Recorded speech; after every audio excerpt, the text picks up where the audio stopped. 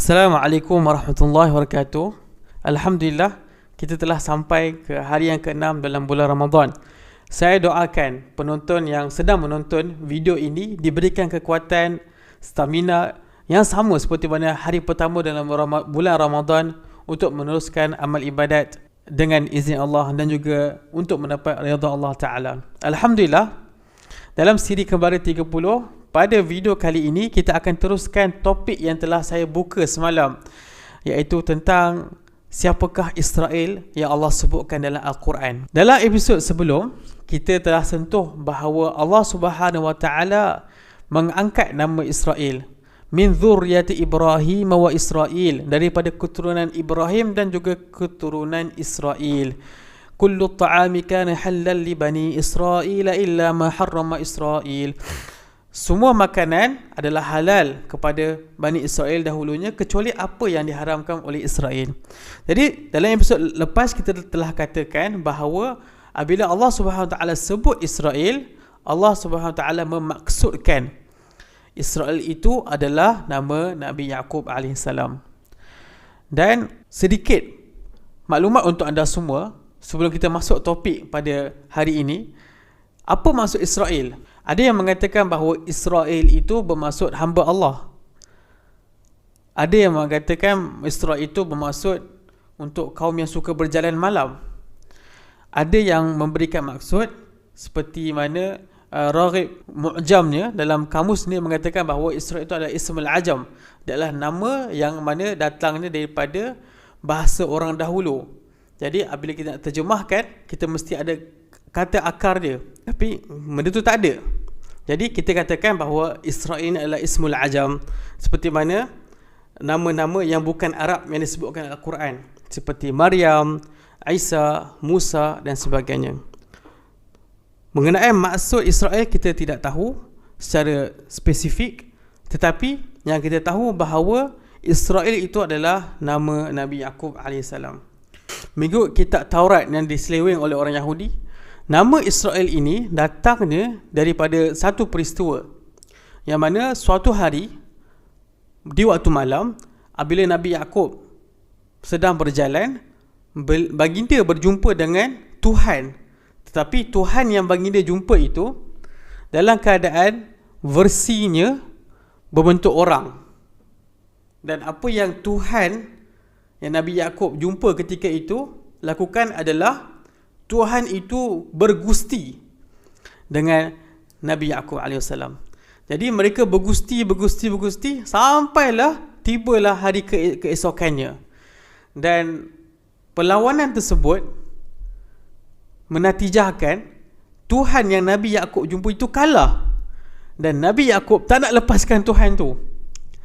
Dan Nabi Yaqub kata, untuk aku lepaskan kau, kau kena bagi aku something. Dan Tuhan tu cakap, aku akan bagi kau satu nama yang lain daripada nama yang kau ada sekarang ni. Dan ketika itulah nama Israel wujud, dan ketika itulah Nabi Yaqub digelar dengan nama Israel. Tapi sudah tentu, versi cerita ini tidak boleh diterima kerana ia menjatuhkan maruah Nabi Yaqub, dan lebih besar daripada itu, ia menjatuhkan maruah Allah Subhanahu Wa Taala, maruah Tuhan yang menciptakan alam ini. Tetapi apabila dia bertukar jadi versi orang, itu dah satu hal lah. Kenapa Tuhan nak tukar versi orang kan? Bukan tak boleh. Kenapa nak tukar? Allah dah maha kuat kan? Kemudian nak bergusti lagi dengan hamba yang dicipta, seorang Nabi pula, dan dia kalah pula. Ini adalah satu perkara yang memalukan, satu perkara yang tidak sepatutnya kita ambil untuk dijadikan pengajaran dalam ajaran agama kita dan ajaran dalam kehidupan kita seharian. Itu sedikit tentang sambungan daripada episod yang lepas. Dalam episod kali ini kita nak sentuh siapakah Bani Israel.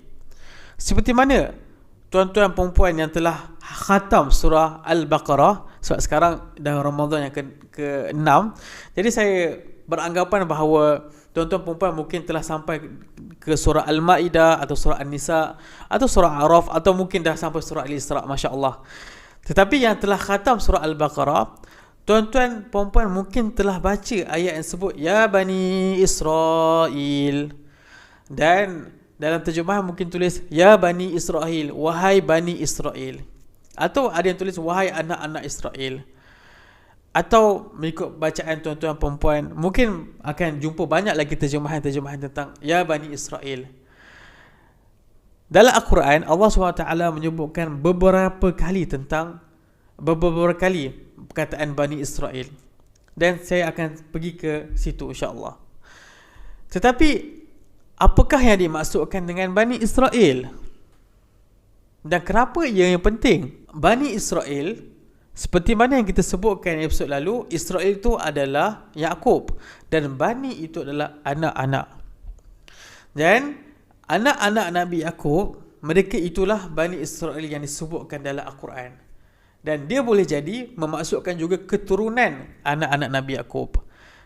Berapa ramai anak-anak Nabi Yaqub? Bilangannya adalah 12 orang. Dan ini dibuktikan dalam ayat Al-Quran sendiri, dalam surah Yusuf, di mana Allah SWT sebutkan, "Idh qala Yusufu li abihi ya abati inni ra'aitu ahada 'ashara kawkaba wasyamsa wal qamara ra'aituhum li sajidin." Dan ingatlah peristiwa ketika Nabi Yusuf berkata kepada bapanya, "Wahai bapaku, sungguh aku melihat 11 bintang dan matahari serta bulan." Jadi 11 bintang itu ulama tafsir menafsirkannya, dan surah Yusuf sendiri pada akhirnya dia akan mengatakan bahawa 11 bintang itu adalah 11 orang adik-beradik. Dan campur Nabi Yusuf jadilah 12 orang adik-beradik. Dan daripada 12 orang ini, maka terpecahlah daripadanya 12 keturunan. Dan ini seperti mana yang Allah SWT firmankan dalam Al-Quran, "Wa idh istasqa Musa liqaumihi faqul nadrib bi'asaka al-hajar fanfajarat minhu 12 'aina." Dan ingatlah ketika Nabi Musa memohon supaya diberikan air untuk kaumnya, iaitu Bani Israel, maka kami berfirman, dan Allah berfirman, "Pukullah batu itu dengan tongkatmu." Lalu terpancuklah dari batu itu 12 mata air. Kenapa 12 mata air untuk Bani Israel? Sebab bilangan Bani Israel, keturunannya ada 12 bilangan. Jadi tuan-tuan puan-puan dikasihi oleh Allah Subhanahu Wa Taala. Jadi apabila Allah cerita tentang Bani Israel, ya Bani Israel, ataupun kisah Nabi Musa, ataupun kisah Yusuf, Nabi Yusuf pun termasuk dalam salah seorang Bani Israel. Adakah cerita itu untuk mereka sahaja? Adakah cerita itu khusus untuk mereka sahaja dari segi peringatan, dari segi ajaran dan sebagainya? Ataupun ini untuk kita sekali? Sudah tentu jawapannya adalah untuk kita juga. Sebab apa? Al-Quran ini diturunkan untuk kita. Inna nahnu nazzalna 'alaikal Qur'an, dan kami menurunkan kepada anda Al-Quran, kepada kita semua Al-Quran, untuk kita bacanya. Faqra'u ma tayassara minal Qur'an, dan bacalah Al-Quran apa yang dimudahkan kamu untuk baca. Jadi kisah-kisah Bani Israel, walaupun ceritanya adalah cerita tentang Bani Israel, anak-anak Nabi Yaqub, zaman mereka dan keturunan-keturunan yang berlaku selepas itu. Contohnya macam ketika keturunan Bani Israel di mana berlakunya zaman Nabi Musa dan sebagainya. Walaupun cerita itu diceritakan tentang kisah di zaman itu, tapi kisah-kisahnya berlaku di zaman kita juga. Boleh berlaku ketika zaman sekarang juga. Sebagai contoh, dalam kisah Bani Israel, di mana dalam surah Al-Baqarah Allah menceritakan satu kisah yang agak terperinci. Ketika mana berlaku pembunuhan dan Bani Israel minta tolong Nabi Musa, untuk Nabi mereka, untuk selesaikan masalah pembunuhan ini. Dan Nabi Musa kata apa? Dia kata, bunuhlah seekor lembu. Tapi Bani Israel tanya lagi, lembu yang macam mana? And then Nabi Musa kata, lembu yang sekian. Dan banyak lagi soalan detail lagi kan. Sampailah mereka jumpa juga lembu tu, dan mereka berjaya untuk selesaikan masalah pembunuhan itu. Ala kulli hal, tapi nak ceritanya, masalah Bani Israel masih ada. Kita suka tanya benda-benda yang terperinci, benda-benda yang sangat menyusah, yang pada akhirnya menyusahkan kita juga. Dan itu adalah satu bentuk apa? Kerasnya hati. Kita susah nak terima satu arahan, kita susah nak terima satu perintah yang Allah Nabi suruh. Dan akhir kisah lembu tadi Allah kata apa? Thumma qasas qulubukum min ba'di dhalik. Kemudian kami keraskan hati kamu selepas peristiwa tersebut. Jadi apabila kita banyak bertanya dengan benda-benda yang remeh-temeh, benda-benda yang tak sepatutnya kita tanya, itu adalah tanda hati kita sebenarnya tak nak pun buat benda tu. Dan sebenarnya kita pun nak menjauhi benda tu. Dan itu adalah tanda hati kita dah keras. Dan banyak lagi kisah-kisah yang lain yang mana tentang Bani Israel, tapi dia sebenarnya kena kat kita. Contohnya surah Al-Baqarah juga, atamuruna an-nas bil birri wa tansawna anfusakum wa antum tatluna al-kitab.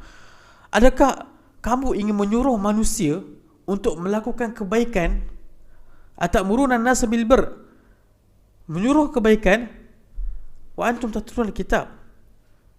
Tapi dalam masa yang sama, kamu lupakan diri kamu dan kamu baca kitab, kamu tahu kitab tu, tapi kamu lupa tentang diri kamu kan. Ini adalah sifat-sifat ahli kitab. Dia adalah sifat-sifat keturunan Bani Israel. Contoh yang lain, kerasnya hati Bani Israel ini telah bermula dari zaman Nabi Yusuf lagi, di mana adik-beradik Nabi Yusuf cuba untuk bunuh Nabi Yusuf dengan cara yang sangat kejam. Mereka campak Nabi Yusuf ke dalam perigi.